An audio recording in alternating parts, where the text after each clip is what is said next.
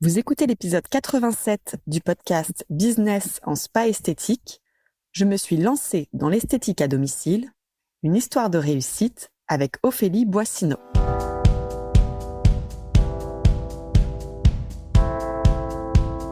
Bienvenue sur Business en spa esthétique, le premier podcast du secteur du spa et de l'esthétique en France. Je suis Tiffaine Modeste, la créatrice et directrice d'Expertise Spa Bien-être, et avec mon équipe, nous accompagnons les professionnels du spa et de l'esthétique qui veulent réussir.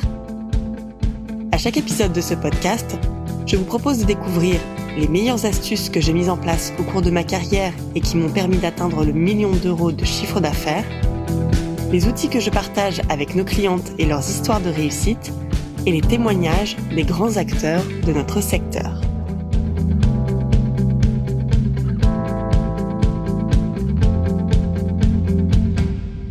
Cette semaine, je vous propose un épisode consacré au marché de l'esthétique à domicile. C'est un marché dont on parle encore trop peu, qui est souvent opaque, mais qui pourtant représente une part importante de notre activité. C'est un des business models choisis par bon nombre de professionnels dans notre secteur. Que l'on soit esthéticienne, masseuse et coiffeur, une grosse partie de la demande des clients se joue à domicile. Pourtant, comme pour un centre physique, l'activité à domicile a grandement besoin de se structurer. Il n'est plus aussi facile de se faire une clientèle, sauf si on veut jouer à la guerre des prix, mais là, bon courage pour tenir le coup financièrement. Il n'est plus aussi facile de fidéliser sa clientèle, puisque la concurrence fait parfois rage dans certaines zones géographiques et seuls les meilleurs resteront. Alors pour en parler et témoigner de ces enjeux, j'ai invité Ophélie Boissineau, créatrice de la maison Beauty, un concept où les clients peuvent savourer des soins de grande qualité, soit à l'adresse de Brunoy dans le 91, soit à domicile grâce au réseau d'esthéticiennes franchisées qu'elle a créé sous le nom de Beauty at Home. Ophélie partage avec nous son histoire, ses expériences et les meilleures pratiques pour se lancer et faire prospérer son activité à domicile. C'est parti! Bonjour Ophélie, je suis ravie de te recevoir sur ce podcast parce que tu fais partie de nos histoires de réussite et ton profil est un peu particulier. Tu as une de tes activités qui repose sur le marché de l'esthétique à domicile. Mais bien sûr, tu vas nous raconter tout ça. Alors pour commencer, est-ce que tu peux te présenter? Alors bonjour Tiffaine, donc je suis Ophélie Boissineau, je suis maman de 2 garçons de 7 et 12 ans et je suis passionnée de l'esthétique depuis mon enfance où déjà je prenais soin de mes amis. Voilà, j'ai toujours eu beaucoup de plaisir à voir dans les yeux de mes cobayes et de mes clientes par la suite, voilà, la confiance en soi que ces moments bien-être pouvaient apporter. Alors, en tant que professionnelle de la beauté et du bien-être, tu as choisi à un moment donné dans ta carrière d'exercer à domicile. Est-ce que tu peux nous raconter ça? Oui, alors en fait, je suis en région parisienne. J'ai eu la chance de faire mon apprentissage dans une école meilleur ouvrier de France à Bordeaux dans les années 2000. Et mes premières expériences en tant qu'esthéticienne fut dans de très belles maisons. Donc c'est là que j'ai découvert l'univers des soins orientaux et des soins ancestraux chez la sultane de Saba et la bulle Kenzo. Puis quelques années plus tard, au cours de mon parcours, et notamment au niveau de mon 7e mois de ma première grossesse, je me retrouve en licenciement économique. Donc, c'était pas du tout ce que j'avais prévu. Après la panique passée, je me suis concentrée sur mes envies personnelles et pour moi, il n'était pas concevable de voir mon enfant entre deux portes 2 heures par jour. En 2011, il commençait à arriver sur le marché le soin esthétique à domicile. Ça commençait seulement et il y avait une approche pas tout à fait qualitative ou du moins qui correspondait pas à ce que je voulais transmettre. Je voulais quitter le salariat, devenir entrepreneur. Et le statut d'auto-entrepreneur venait juste de se mettre en place. Donc, pour moi, c'était une aubaine. Je me sentais pas prête à investir dans un local. Je ne voulais pas avoir des heures conventionnelles. Je voulais être vraiment l'actrice de mon développement et me sentir libre dans mes actions et dans mes sujets. Sur mon secteur, je connaissais bien ma cible et en fait, je trouvais qu'il y avait vraiment un gros vide sur le marché pour une réponse aux besoins de la clientèle haut de gamme sur le domicile. Les femmes, elles sont actives, elles ont peu de temps, elles ont des enfants en bas âge, donc Pour moi, il y avait vraiment ce besoin de prestation chez les gens, avec une approche très qualitative. Et donc, j'ai profité de ce licenciement, en fait, pour mettre en place tout ce concept que j'ai travaillé pendant plus d'un an. Et voilà, du coup, je me suis lancée à domicile derrière. Mhm. Et le créneau que tu as choisi, tout de suite, ça a été le côté haut de gamme. Et c'est vrai que bien souvent, quand on repense un peu l'esthétique à domicile, on pense aux situations où, bah voilà, je vais épiler une copine, la voisine d'une copine. Et c'est des choses qui sont peut-être un peu moins formelles ou en tout cas moins dans ce positionnement de proposer un service à une clientèle spécifique. Toi, tout de suite, tu es allé dans le côté haut de gamme. Oui, tout de suite dans le côté haut de gamme. En fait, quand j'ai fait mon apprentissage et mes expériences, moi, c'est des endroits et des expériences clients qui me faisaient rêver. C'est vraiment comme ça que je voulais apporter le bien-être, des moments d'exception. Je me voyais pas faire ma petite cuisine chez les gens ou faire quelque chose d'un petit peu bancal. Donc, c'était vraiment tout cet univers de luxe, en fait, de moments d'exception que je voulais emmener avec moi, en fait. Mhm. Et le recréer chez tes clients Exactement, directement. tout à fait. Alors, si tu veux bien, on va parler des avantages de cette activité à domicile parce que c'est quand même un marché qui représente une grande partie de notre secteur. Lorsqu'on est professionnel de la beauté et du bien-être, quels sont selon toi les avantages à se lancer dans une activité à domicile? Bah, déjà, dans un premier temps, on va pas se mentir, le premier avantage, c'est l'investissement qui est quand même beaucoup plus faible que d'investir dans un local. Donc, Hmm. ça, c'est sûr, on n'a pas de loyer, on n'a pas l'électricité, on n'a pas l'eau, tout ça. Donc, l'investissement, il est quand même faible, mais attention, il ne faut pas non plus minimiser la chose. Ensuite, l'avantage, c'est qu'on est maître de son planning, quoi. On a vraiment des flexibilités au niveau des horaires. Si on a besoin d'une après-midi pour des rendez-vous personnels, on peut se la bloquer. Si on décide de travailler tard le soir, c'est nous qui gérons. Donc, vraiment, cette flexibilité du planning est vraiment géniale. Ensuite, il faut savoir qu'il n'y a pas du tout de routine à domicile. Ça bouge tout le temps. La cible, elle est tellement hétéroclite. C'est vraiment diversifié au cours d'une journée, beaucoup plus qu'en salon, hein. Donc, il n'y Hmm. a pas du tout d'ennui. Ensuite, quand on rentre chez les gens, on rentre vraiment dans leur intimité, dans leur foyer, et il y a un échange extraordinaire avec la clientèle. C'est une proximité que je ne connaissais pas, hein, en soins, et surtout avec le soin haut de gamme, où il y a toujours cette barrière, hein, finalement, entre la praticienne et la cliente qui se déplace. Là, on rentre dans un univers et voilà, il y a beaucoup de barrières qui s'ouvrent, qui tombent. Hmm. Du coup, il y a une fidélisation très importante qui se fait avec la cliente et un rebooking ultra facile. Les clientes, elles bloquent leurs rendez-vous, donc il y a vraiment peu de no-show. C'est vraiment les rendez-vous qui sont adaptés à leur planning. Donc en général, vraiment, c'est une priorité, hein, leur rendez-vous à domicile. Hmm. Et ensuite, le développement avec le bouche à oreille est vraiment très précieux et va très vite. Ouais. Comment justement tu as créé ce succès à domicile? Donc on a dit un point qui était différent chez toi, c'est que tout de suite tu t'es positionné effectivement sur le haut de gamme. Mais comment ça a contribué à ce succès que tu as eu dans ton activité à domicile? Bah, ça a contribué dans le succès, dans le fait que tout de suite, déjà, je m'adressais aux bonnes personnes et de la bonne façon surtout. J'ai fait beaucoup de travail sur mon positionnement, sur mon concept, ma communication, ainsi que le choix des marques partenaires qui a été vraiment le parcours du combattant. Il faut savoir que j'étais la première à travailler avec une marque de spa à domicile. Donc, c'est la marque L'Essence de Marrakech qui m'a fait confiance. J'ai établi un dossier pour leur montrer comment j'allais utiliser leur marque, comment j'allais communiquer afin de les rassurer aussi sur la manière dont j'allais utiliser leur image.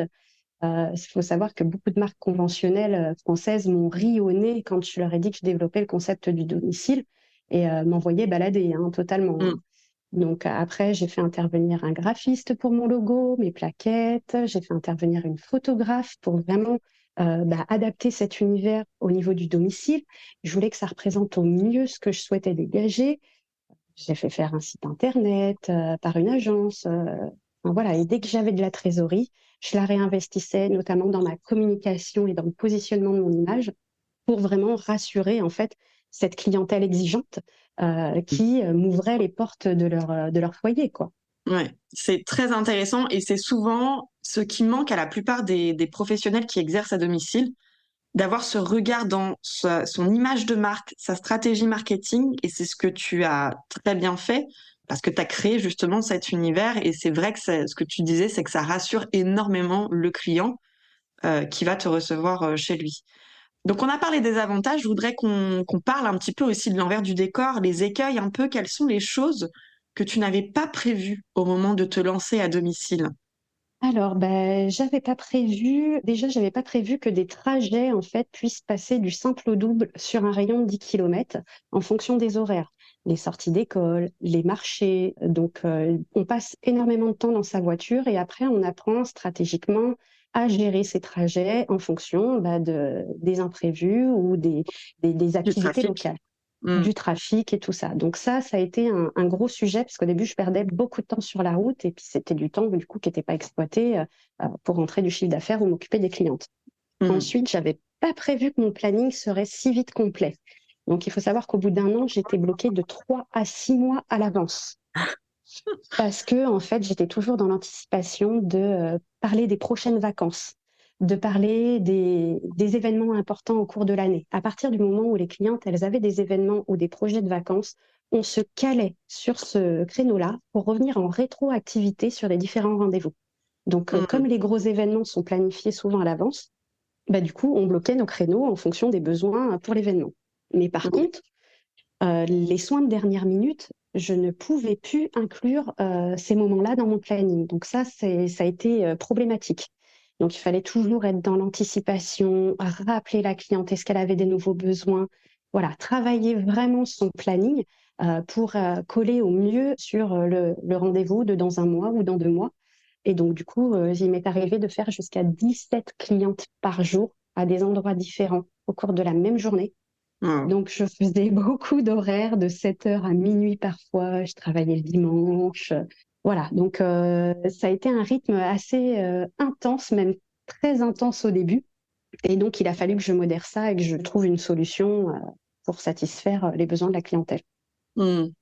C'est un des freins, je pense pas que ça concerne d'ailleurs que les praticiens à domicile, ça concerne vraiment les professionnels de notre secteur d'une façon globale. C'est apprendre à se poser des limites en termes de nombre de rendez-vous effectués. Toi, tu avais des trajets entre deux en plus. Apprendre à dire non quelque part à des demandes quand on a justement plus de solutions de temps, que tout est complet. Et ça, c'est une grosse frustration. Après, toute cette partie de suractivité, on va dire, m'a permis d'avoir aussi un salaire très convenable, à faire pâlir des responsables d'instituts, et ce Mm, qui m'a permis, au bout de 3 ans d'activité, d'obtenir mon crédit pour ma maison, quoi.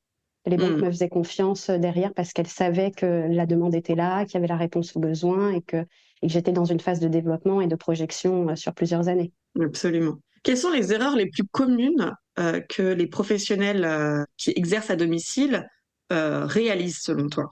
Voilà, la première erreur, c'est de se dire que parce que c'est un soin à domicile, c'est un soin moins cher qu'un institut. Ça, Mm, c'est vraiment la grosse, grosse erreur. Alors après, ça dépend de comment on aborde le sujet et comment on va présenter l'expérience client. Mais pour moi, le domicile, déjà, ça nécessite une organisation, une stratégie, beaucoup d'actions qui sont bien différentes de l'institut traditionnel. Il ne faut pas attendre que le client ait pensé qu'il va arriver tout seul. Il y a une vraie communication rassurante à faire pour que les gens nous ouvrent la porte de leur maison. Et tout ça, ça doit être valorisé en fait d'un point de vue financier. La cliente, elle a le service qui vient à elle. Pour moi, c'est même l'inverse. Ça devrait être même un peu plus onéreux qu'en institut. Et voilà, ce service sur mesure qui s'adapte aux besoins, au planning de la cliente ne doit pas être diminué au niveau tarification sur la facture du soin, quoi. mm. Ça, c'est important de le rappeler parce que je crois que c'est la stratégie qui est prise par la plupart des professionnels qui se lancent à domicile, c'est de se dire, bah, pour que j'ai des clients, il faut que je sois moins cher que la concurrence, il faut que je sois moins cher que l'institut du coin, etc. Alors que Oui, et comme tu le puis, dis, c'est hyper dangereux de prendre bien ce sûr, positionnement sur ces tarifs. Mm. bien sûr, surtout qu'on n'a pas la même capacité d'accueil, puisqu'avec les temps de trajet et le temps d'installation, le temps de remballer le matériel, tout ça, c'est du temps qui doit être inclus dans la prestation. Et on doit lui donner aussi une valeur à ce temps-là. L'essence, la voiture, ça a aussi un coût qui peut pas ne pas être facturé, en fait. Mm. Est-ce que justement cette activité à domicile, elle est pérenne dans... Alors pour toi, oui, ça l'a été, Mais est-ce que globalement, avec les professionnels que tu as rencontrés, c'est une activité qui est pérenne, qui est sûre, voilà, les banques font confiance si on a des projets d'investissement personnel à côté? Alors oui, tout dépend de comment on va approcher toujours cette activité du domicile. De notre côté, elle est pérenne. Aujourd'hui, j'ai des personnes qui travaillent avec moi sur le domicile qui sont en place déjà depuis plus de 5 ans. Donc oui, pour moi, on a une évolution du marché. Les gens sont de plus en plus actifs, ont de moins en moins de temps. Donc le fait de se caler à leur planning, oui, on apporte une solution en fait. Donc qui s'adapte très bien avec les nouvelles façons de vivre. Hmm. Alors, on va continuer un petit peu ton histoire au-delà de ce moment, en fait, dans ton succès où tu as exercé à domicile. Il y a vraiment 4 phases, on va voir dans ta success story pour la maison Beauty, Beauty at Home. Nous, on se connaît toutes les deux depuis 2017. Tu as commencé les accompagnements au SBE lorsque tu étais établie à ce moment-là dans un corner au sein d'un salon de coiffure. Ça s'appelait Beauty at Home. Ça a été, on va dire, la phase 2 de ton activité en tant qu'indépendante. Est-ce que tu peux nous raconter comment tu es passée du domicile à implanter un corner dans un salon de coiffure? Bah, en fait, quand j'ai commencé le domicile, j'ai commencé au mois de mai. Donc, j'ai commencé sur la période assez active. C'était aussi stratégique à ce niveau-là. Et en fait, dès Noël, j'ai compris qu'il fallait que je me pose 2 jours par semaine, où il fallait pas que je coure partout. J'avais du stock à trimballer avec moi. Donc, je voulais aussi qu'on identifie l'image que je créais, qu'on l'identifie bien, afin de pouvoir l'emmener au domicile des gens. Donc en fait, comme ça nécessite une logistique bien particulière, dès le mois de décembre, je me suis dit, voilà, je vais choisir 2 jours sur mon planning, il faut que je me pose quelque part. Et en fait, j'ai sollicité un partenaire, un salon de coiffure haut de gamme sur mon secteur qui draine énormément de monde puisqu'ils avaient déjà une équipe de 10 personnes au sein de l'effectif.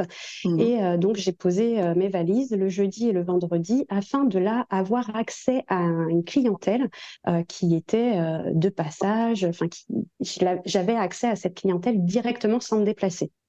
Mhm. Et du coup, bah, je l'ai sollicité. Il avait un espace qui n'était pas exploité. Je lui ai exposé mon projet et il m'a ouvert ses portes. En janvier, j'ouvrais le corner Beauty at Home au sein du salon de coiffure dans ma ville, 6 mois après mon ouverture, quoi. Ok. Qu'est-ce qui a fonctionné? C'est souvent un choix stratégique que font les professionnels à domicile à un moment donné de s'implanter souvent dans un commerçant partenaire. Alors, nos cousins coiffeurs sont des partenaires de choix pour rester dans ce secteur de la beauté. Qu'est-ce qui a fonctionné et qu'est-ce qui a un peu moins bien fonctionné avec cette implantation corner? Alors, bah, ce qui a fonctionné, il y a pas mal de choses qui ont fonctionné, hein, puisque du coup, ça m'a donné accès à une clientèle sur ma cible. Donc, c'était une clientèle aussi haut de gamme qui, du coup, me faisait plus confiance, puisque ce partenaire me faisait confiance. En coiffure, il y a quand même du temps de pause. Donc, ça nous permet d'être dans l'échange en direct avec la cliente, pouvoir prendre le temps de se présenter, de présenter la carte, présenter ses valeurs, d'offrir des prestations d'animation, des poses de vernis, du massage des mains notamment. Donc ça, c'était vraiment du gagnant-gagnant en fait, hein. Hmm. J'avais accès à cette clientèle, il n'y avait qu'à moi de me présenter, de faire rêver la cliente pour lui faire découvrir l'univers des cabines. Ensuite, c'était des prestations bien adaptées au salon de coiffure. Il y avait quelques massages, mais peu. On faisait plus de soins du visage, beaucoup de manucure, parce qu'il y a quand même une pollution sonore, hein, au niveau du salon de coiffure. Un salon de coiffure avec beaucoup de passages, des sèches-cheveux. Donc ça, voilà, j'étais moins en maîtrise de l'expérience cliente totale. Mhm. Ensuite, bah, ce qui fonctionnait bien, bah, c'est que du coup, c'était facile, pas de temps de trajet. Donc ça, c'est du temps de gagner. Ensuite, on a accès à une équipe. Quand on est toute seule à domicile, bah, là, on s'intègre dans une équipe. Donc ça fait aussi du bien de ne pas se sentir seule. Donc ça, voilà, il y a beaucoup d'avantages d'être dans un salon de coiffure parce qu'en plus, c'est complémentaire. Maintenant, il faut avoir l'espace et la clientèle qui correspond bien à la clientèle que l'on souhaite recevoir en salon. Hmm. Ce Absolument. qui a moins bien marché, après, c'est les différents managements. Les différents managements parce que bah, du coup, on gère pas une équipe de 2 personnes comme on gère une équipe de 10 personnes. Pour moi, il y avait vraiment le pôle accueil qui était quelque chose d'important, mais en fait, en étant cachée au fond d'un salon de coiffure, en fait, j'avais pas la possibilité financière d'investir dans ce pôle-là. Donc nous, on avait personne à l'accueil. Et lui, au niveau de son salon de coiffure, il n'était pas question qu'il investisse dans quelqu'un au niveau de l'accueil. Donc autant vous dire qu'un salon de coiffure qui draine jusqu'à 500 clientes par semaine, c'est compliqué quand il n'y a pas d'accueil. Mmh. Donc voilà, le parcours client n'est pas toujours bien géré, les discours des managers qui sont différents, la pollution sonore qui peut vraiment être problématique pour des soins bien-être. Voilà un petit peu ce qui a bien fonctionné, ce qui a moins bien fonctionné. Ok. Donc, si je résume, c'est vraiment cette question de partager une même vision avec le partenaire chez qui on veut implanter son activité, parce que c'est ce qui fait aussi tenir le partenariat dans le temps, même si pour toi, ça a duré quand même 10 ans. 10 C'était ans, ça. oui. Ouais. Oui, oui. Alors, au bout de 10 ans, on passe à la phase 3. Tu avais pour projet d'accompagner les professionnels qui veulent se lancer dans l'esthétique à domicile au travers d'une franchise. Et ça, tu m'en avais parlé dès le début. Et c'est pour ça que tu as créé Beauty at Home, la franchise. Quelle était ton ambition? Quelle est ton ambition? Et pourquoi est-ce que tu as fait ce choix de créer une franchise de l'esthétique à domicile? Alors, en fait, donc au début de mon activité, sur la première année d'activité, j'ai compris que les journées ne duraient que 24 heures, que je n'avais que 2 bras. Et donc, je me trouvais assez rapidement sur ma capacité d'exploitation maximum. Je refusais des nouveaux clients, même des amis. Je ne leur trouvais pas de place sur mon planning. Je gagnais bien ma vie, je gérais mes moments off comme j'en avais envie. Donc j'avais vraiment un confort et une qualité de vie professionnelle, puisqu'on aime son métier en général dans notre secteur. Et je voyais le secteur du soin à domicile se développer de façon assez rapide et que personne n'abordait le sujet de façon structurée en fait. Hmm. Des applications de réservation commençaient à sortir. Des applications de réservation se développaient à vitesse grand V. Donc, dans un sens, à la fois, ça me faisait peur parce que je me disais, oh là là, le marché, il avance, ça y est, j'ai pas les moyens, moi, de pouvoir suivre ce développement. Mais en même temps, ça me confortait sur, il y a un besoin sur le marché, il y en a qui ont compris, donc il faut faire quelque chose de qualitatif, ça se développe. Et donc, voilà, je voulais développer le domicile, mais comment faire? Le fait d'avoir des salariés à domicile me paraissait ingérable parce que Hmm. beaucoup d'investissements, il fallait fournir la voiture, il fallait vérifier que les gens se lèvent bien le matin pour faire de la prospection. Voilà, il y a beaucoup de choses à faire à côté avec le domicile aussi. Et voilà, gérer des salariés pour ce type d'activité, ça me semblait pas envisageable. Donc j'ai Mhm. regardé un petit peu les différents types de développement. Et pour garder le contrôle sur l'image que j'avais créée, le savoir-faire, puisqu'on pratique la cire orientale, donc ce savoir-faire-là, des marques partenaires aussi, pour pouvoir les rassurer, et ben après toutes sortes d'analyses de types de développement, c'est la franchise qui est vraiment ressortie sur ce que je souhaitais développer. Mhm. Donc, il fallait vraiment que tu engages plutôt des indépendants, des gens qui voulaient développer leur propre chiffre d'affaires finalement et d'avoir au moins cette grosse motivation-là d'aller chercher son salaire, de se créer une clientèle, etc. Selon toi, qu'est-ce que permet justement le cadre de la franchise pour un professionnel qui exerce de façon indépendante son activité à domicile? La franchise, il faut savoir que ça permet vraiment un gain de temps et un gain d'argent considérable. On s'appuie sur un modèle qui réussit. En fait, on duplique le succès. Donc, en détail, la franchise, ça permet d'avoir déjà une marque positionnée qui rassure le client et qui rassure aussi le franchisé. On a aussi des outils qui sont mis à disposition grâce à un manuel opératoire qui vient appuyer le développement d'activités. Des formations qui sont là d'un point de vue régulier et aussi un soutien qui est continu en fait. On se sent pas seul. Quand on est effectivement à domicile dans sa voiture et qu'on va chez sa cliente, on a fini sa journée ou on a son après-midi qui est libre, on ne sait pas quoi faire. Et en fait, le fait d'avoir un manuel opératoire, ça permet d'avancer étape par étape et de structurer vraiment son développement. On est tenu par la main.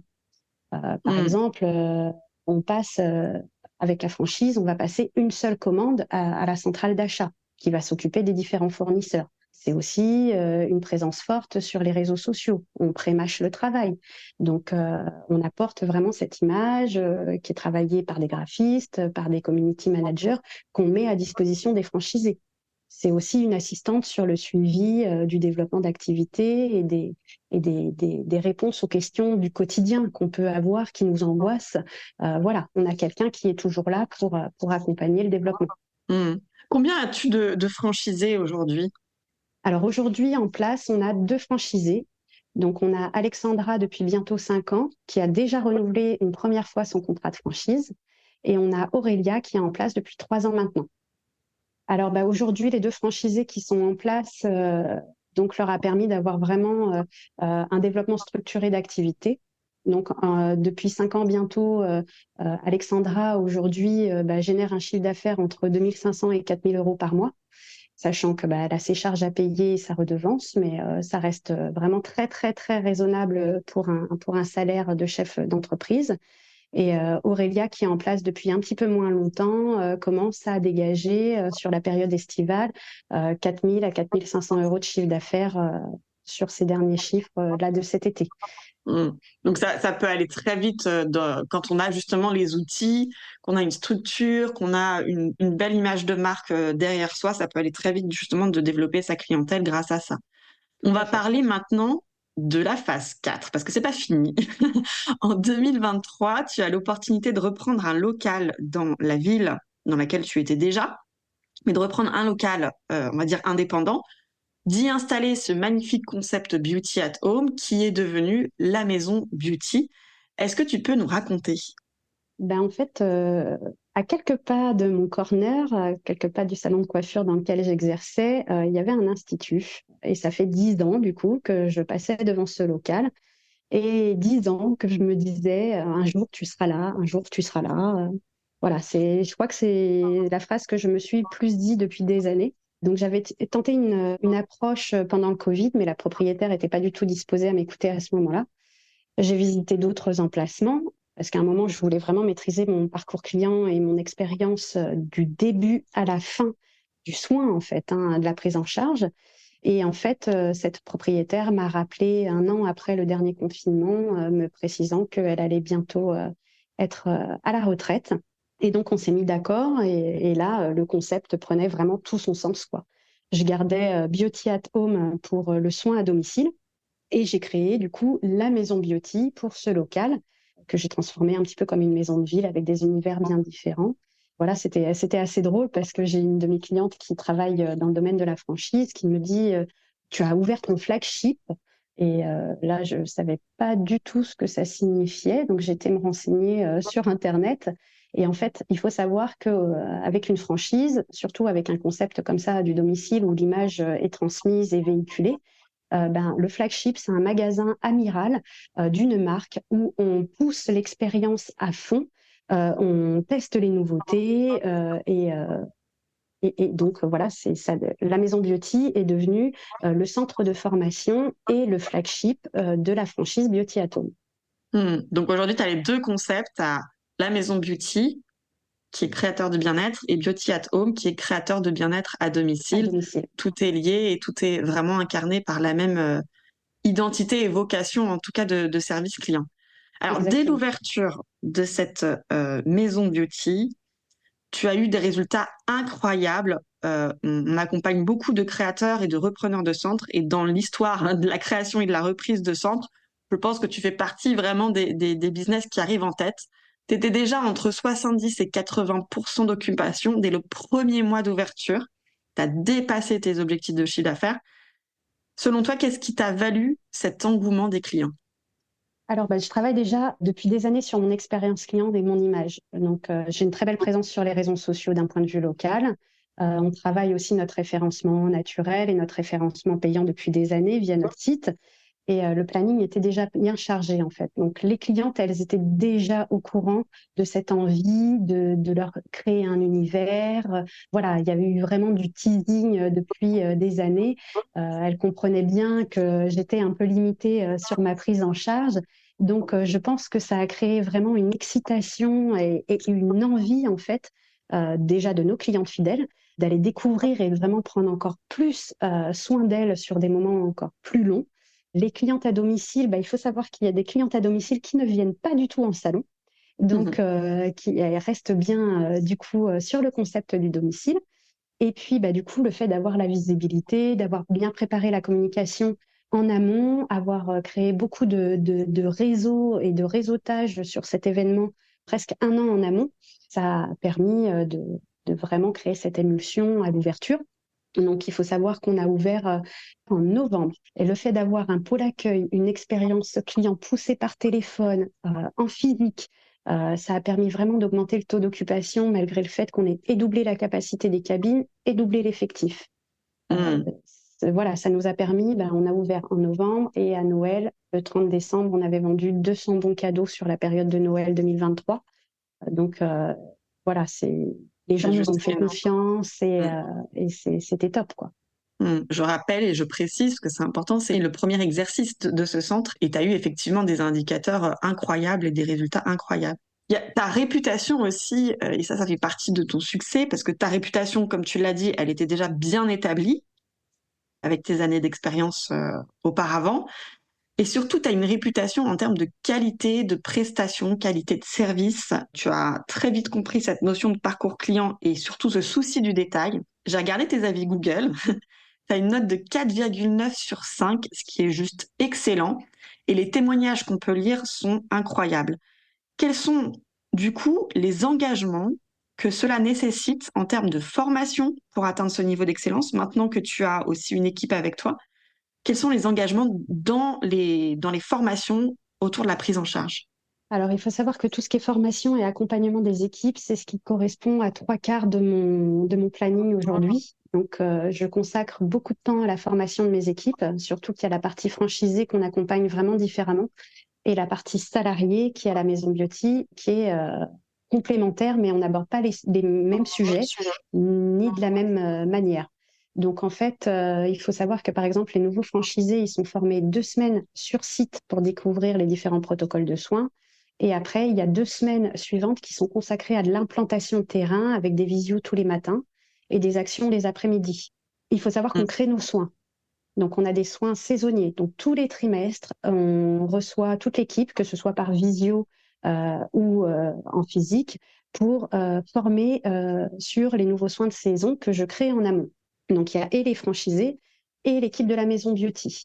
Ensuite, les franchisés, ils sont suivis tous les 15 jours, après par la suite tous les mois, dans du coaching de suivi d'activité, parce qu'on aborde des problématiques rencontrées sur le terrain qui n'ont rien à voir avec les problématiques rencontrées en salon.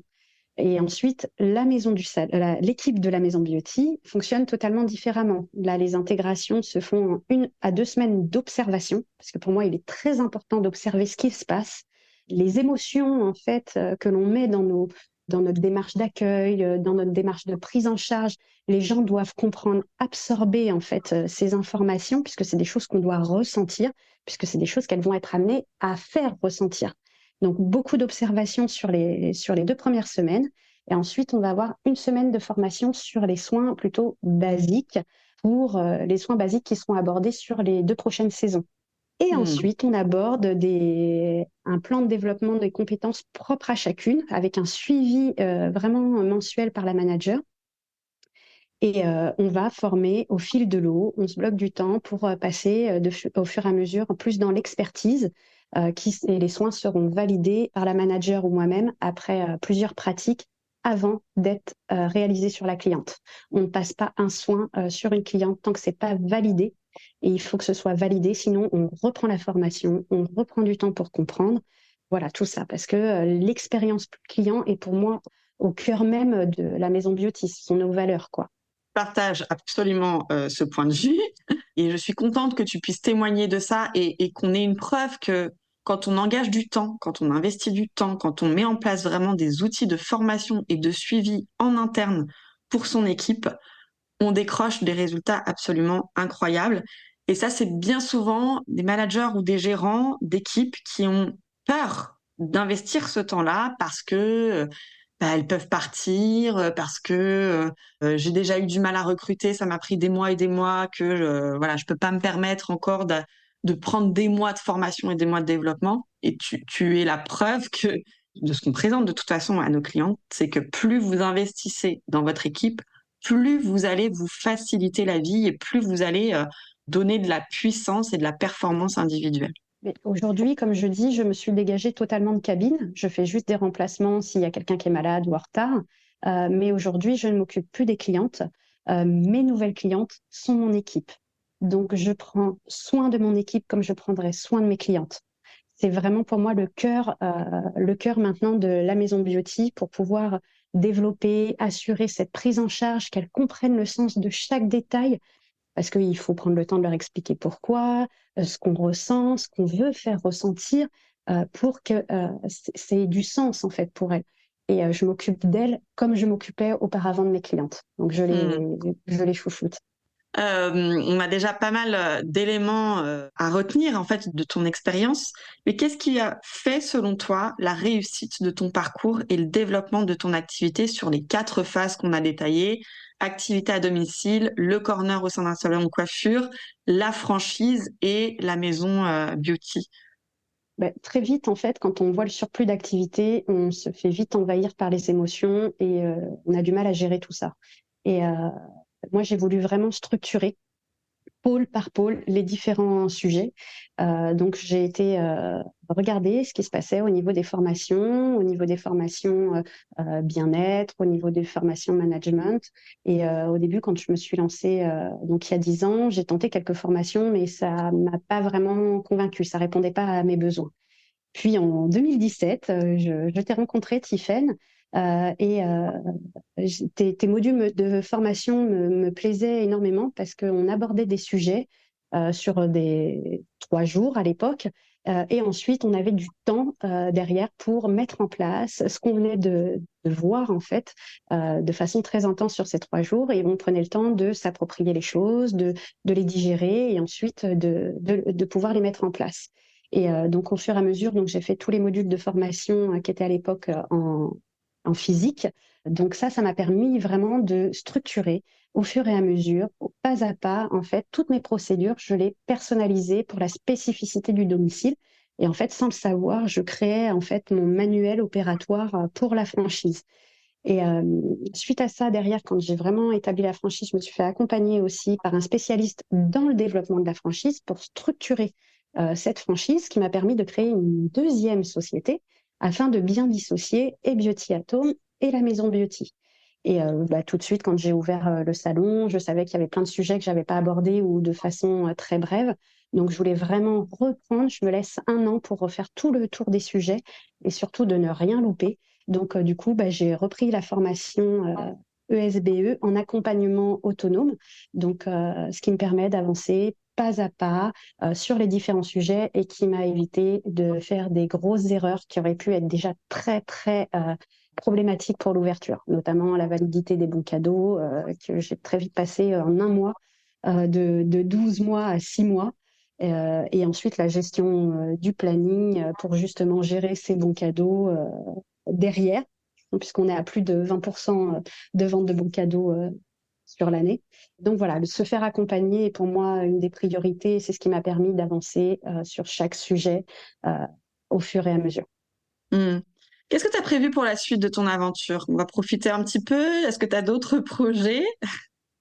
En fait, j'avance toujours pas à pas. Je me consacre à peu près 1 an sur un sujet, donc notamment 1 an sur une entreprise, 1 an sur une autre, pour avancer progressivement, euh, toujours être en maîtrise de mon sujet et d'aller le pousser et puis de le comprendre, hein, pouvoir le maîtriser pour pouvoir accompagner au mieux les équipes.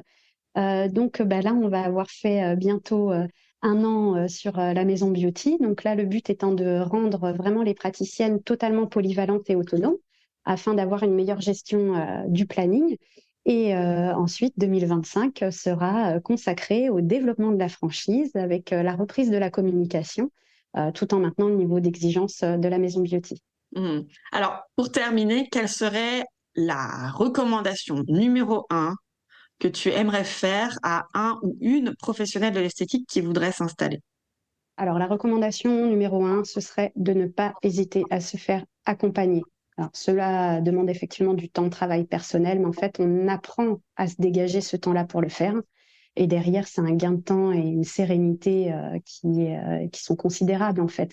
Le fait d'avancer pas à pas, d'éviter les erreurs qui peuvent être fatales pour une entreprise, que ce soit par ESBE pour un salon ou bien par Beauty@Home pour le domicile. Le fait de ne pas se sentir seul et d'avoir des outils pour avancer, ça permet vraiment de structurer les fondations de son projet.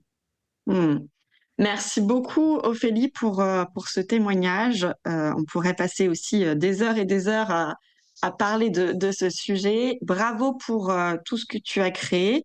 De toute façon, on suit tes aventures sur les réseaux. Tu as de magnifiques réseaux. Merci beaucoup pour ce temps. Merci à toi, Tiffaine.